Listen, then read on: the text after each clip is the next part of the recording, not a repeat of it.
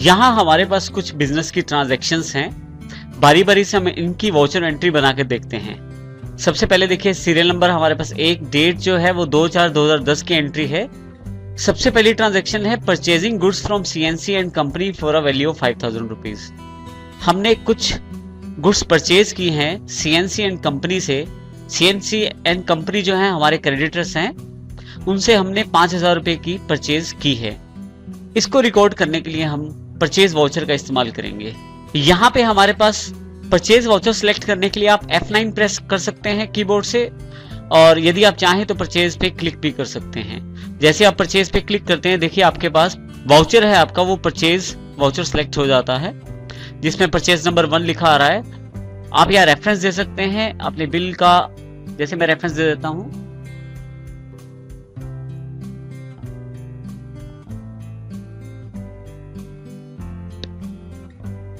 इसी के अतिरिक्त जैसे मैं एंटर करता हूं यहां से, तो पर्टिकुलर्स में मुझे 2 में, यहां देखें आप इसका अगर परफॉर्मा देखें तो पहले पर्टिकुलर्स है ऊपर, उसके पश्चात डेबिट और फिर क्रेडिट। 2 में आप उस पार्टी का नाम दे सकते हैं जिससे आप परचेज करना चाहते हैं। जैसे हमारा जो क्रेडिटर है सीएनसी एंड कंपनी है। जैसे ही मैं सी प्रेस करता हूं मेरे पास list of ledger accounts available हो जाता है। यहां से मैं सीएनसी एंड कंपनी को सिलेक्ट करके एंटर कर देता हूं। यदि हम यहां ध्यान दें तो करंट बैलेंस भी दिखाया जा रहा है सीएनसी कंपनी का। जो मैं परचेज करना चाहता हूं उस अमाउंट से सीएनसी कंपनी को क्रेडिट करूंगा। जैसे मैं एंटर प्रेस करता हूं, देखिए हमारे पास यहां बिल वाइज डिटेल्स के अंतर्गत मेथड ऑफ एडजस्टमेंट का ऑप्शन अवेलेबल हो जाता है। यदि आप यहां ध्यान से देखें तो मेथड ऑफ एडजस्टमेंट दिया गया है, जिसके अंतर्गत 4 ऑप्शन हमारे पास अवेलेबल है: advance, against reference, new reference और ऑन अकाउंट। जब भी हम कोई परचेज या सेल का बिल जनरेट करते हैं तो उस केस में हम एक नया रेफरेंस जनरेट करते हैं। क्योंकि हमने ये माल उधार खरीदा है, सीएनसी कंपनी से खरीदा है, तो हम इसको नए रेफरेंस से रिकॉर्ड करते हैं अपने पास। उसके पश्चात जब हम इसकी पेमेंट करेंगे तो जो हमने रेफरेंस बनाया है, जैसे PUR 1/10 जो हमारे पास रेफरेंस है, इसको हम आगे समायोजित कर सकते हैं, आगे उस एंट्री की एडजस्टमेंट कर सकते हैं अगेंस्ट रेफरेंस के साथ। अर्थात न्यू रेफरेंस से हम एंट्री रिकॉर्ड करते हैं और अगेंस्ट रेफरेंस से उस एंट्री की एडजस्टमेंट करते हैं। इस उदाहरण में यदि आप यहां देखें तो हमने सिर्फ न्यू रेफरेंस का प्रयोग किया है। न्यू रेफरेंस जो है हमारा PUR 1/10 जो है वो हमारा न्यू रेफरेंस है, जिसमें 5000 अमाउंट है और परचेज नंबर 1 वाउचर के साथ ये हमारे साथ लिंक्ड है। जब हम इसकी पेमेंट करेंगे तो अगेंस्ट रेफरेंस के साथ हम इस बिल को एडजस्ट करेंगे। इसी के साथ देखें, यदि हमारे पास 2 ऑप्शन और हैं, ऑन अकाउंट। यदि आपके क्रेडिटर्स या डेटर्स का बैलेंस ज्यादा है और आपको ये नहीं पता कि आपकी जो अमाउंट है किस बिल के साथ एडजस्ट होगी, तो उस केस में हम ऑन अकाउंट का प्रयोग करते हैं। और इसी के साथ जो एडवांस ऑप्शन है, यदि आप परचेज या सेल ऑर्डर पिक करते हैं, उस केस में यदि आप पार्टी को एडवांस देते हैं या लेते हैं एडवांस, उसको रिकॉर्ड करने के लिए आप एडवांस का प्रयोग कर सकते हैं। यहाँ एडवांस का अर्थ है उस अमाउंट से जब आप परचेज या सेल करते हैं तो उसके एवज में कुछ एडवांस प्राप्त करते हैं या एडवांस देते हैं, तो उस एडवांस के एंट्री को आप रिकॉर्ड कर सकते हैं यहाँ पर एडजस्टमेंट के अंतर्गत एडवांस से।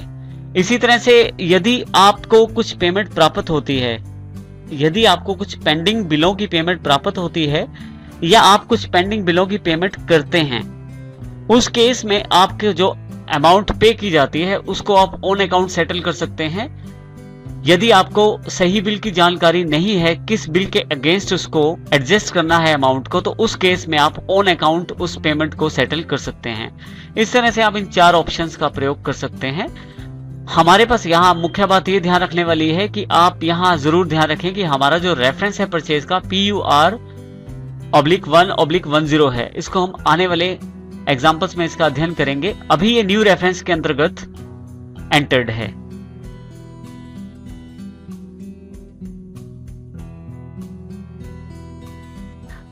इसको हम आने वाले चैप्टर में समझेंगे। अभी मैं इसको न्यू रेफरेंस लेके एंटर कर देता हूं।